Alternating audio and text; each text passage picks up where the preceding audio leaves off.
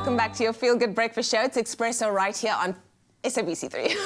Now, 2017 is officially in full swing, and before we all get completely sucked in by the year, it's important to look at what is happening around us, to look at what is trending and why it's trending, and of course to use this information to positively shape our lives. And who best to give you the scoop on all things trending for 2017 than trend specialist Chris Reid from the International Trend Institute. Chris, so good to have you on our show this morning. Thanks for having me. Oh, I love this, so that we can get this out of the way right in the beginning of the year. Before we talk about what's trending currently, let's establish first, what is a trend?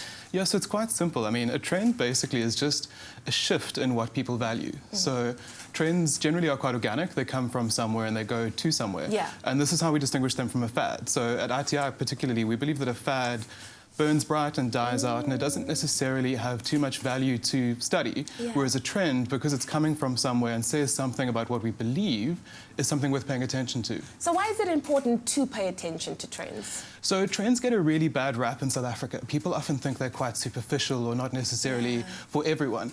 But ultimately, if they're talking about what we value and what's important to us, then we should be paying attention to them because they say something about who we are. Exactly. So that's why we do it for our companies and brands, but it's just as important for people because then you understand your world. This is so true. So how exactly do you go about identifying a trend? So that's probably giving away a trade secret, but what I do is a three-part kind of way of looking at it. So I spend a lot of the year just really paying attention to what's happening, whether that's media or going to conferences or just sort of reading the news. And then when you see the same thing happening in 2 or 3 places, you know it's a trend. So if you're seeing it in fashion and interiors or social trends, and then you just try and find confirmation. And once you've done that, then you know you've got a trend and you can share it. Exactly, and usually they overlap from colours into fashion, into beauty, into food. So can you share with us some of the top trends for 2017 and what we should be looking out for? So I'm currently compiling what we call our macro trend review, which is a big picture look at social and branding and lifestyle trends. And the 3 things that I'm looking at the moment are, firstly, the rise of the emotional economy. So the fact that brands are really paying attention to people's emotions because we've come from a social space where Gen Xers, for example, were said to be very removed and very afraid to commit to emotions, and baby boomers were the same. But millennials and Gen Zs are really excited about emotions and see them as being quite important. So we've seen things like an artist developing a gun to weaponize her tears, or brands developing whiskey that tastes like happiness and holiday. We're really seeing people focus on emotions again for the first time. I like that. Yeah, and the next thing we're seeing is the experience economy. So as luxury becomes more and more commoditized, the only way that you can really have true luxury is for it to be sort of bespoke to you. So we're seeing the rise of things like members clubs again, but looked at in a new way, or subscription services that are invite only, or just really things that are so tailored to you that they become the new form of luxury.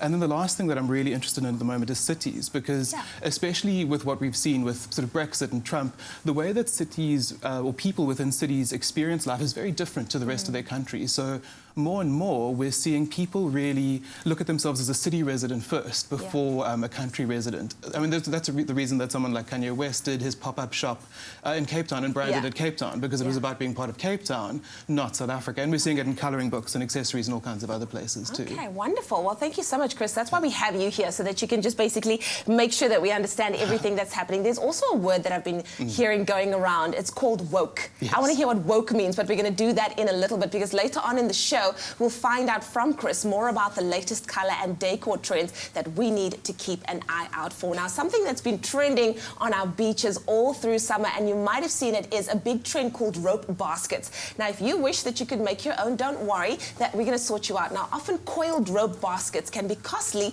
but with our resident DIY princess, Zoe, she's got an awesome how-to project on how you can make your very own rope basket.